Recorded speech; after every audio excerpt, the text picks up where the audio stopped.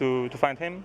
You're playing as Ellis, who is a former policeman, also has some military past, and you're trying to reach the search party to start the search with them. But unfortunately, you are late to the meeting point. You have to find them by yourself, but you pretty quickly you get lost in the forest, and that's when the things take nightmarish turn, and you have to figure out how to get out of the woods. It's scary. It's creepy. We knew this, though, when you called it Blair Witch. What is the attachment of the game to Blair Witch, the movie? Well, this is our own take on a story. It's not based on a movie. It's not the recreation of the events of the movie. It's more of how Bloober team sees what can happen in the same setting, in a Blair Witch universe, Blair Witch cinematic universe. Yeah, that's basically what happened when Lionsgate reached to us, or when we started this collaboration, is that they gave us complete freedom about what we want to do in the setting, just to create our own original tale in the Blair Witch universe.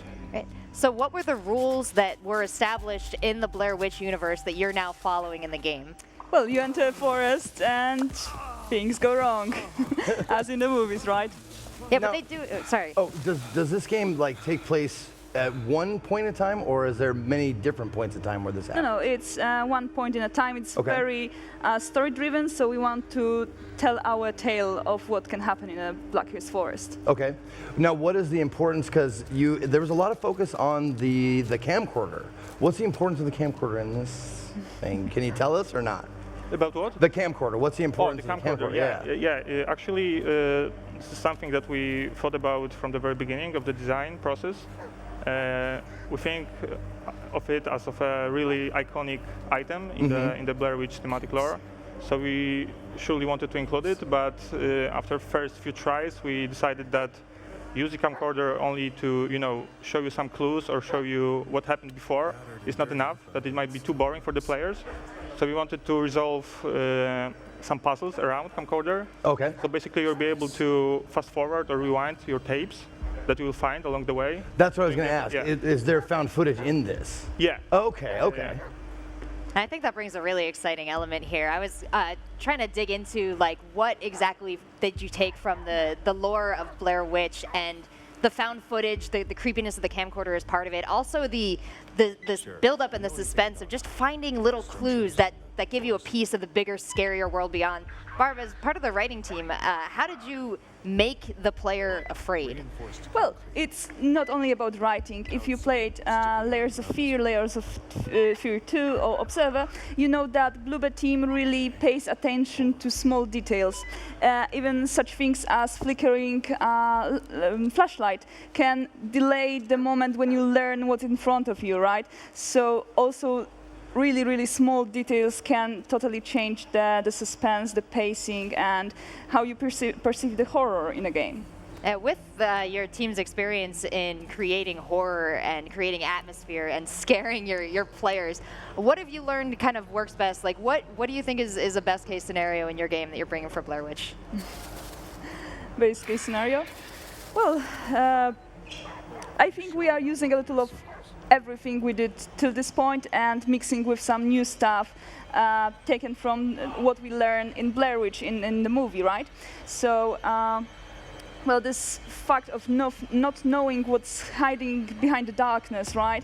This is why the game looks like it's very, very dark. It's in the night, and you basically know that something is around you, but you don't know. And this is pretty much how it works in the woods, right? So we really wanted to recreate this feeling. And we are going to learn over the course of the game what the evil is, what the cause of it is, or how much do you leave up to mystery? When I finish this game, how much will I know? Well, you will know a little more, but without spoilers. Yeah. We can't tell you everything, right? Because then it wouldn't be a mystery. Sure, don't tell me what I'll know, but I will know why the evil is here. Maybe I'll know what happens. Oh, you will know pay enough attention. more. Yeah. And I'm going to know that Bullet is fine. Bullet's going to survive. Bullet is actually telling the story. Speaking of that, It's the narrator, Yeah, right? Bullet's the narrator. while watching this, I see the protagonist, the main character, talking to the dog. Yeah. Now, does the dog play a mechanical role in the game? Yeah, I mean, he plays two significant roles, one of which is gameplay, the second one is story that maybe Basia will tell you more about later. Gameplay-wise, he's basically your best tool to find your way in the forest.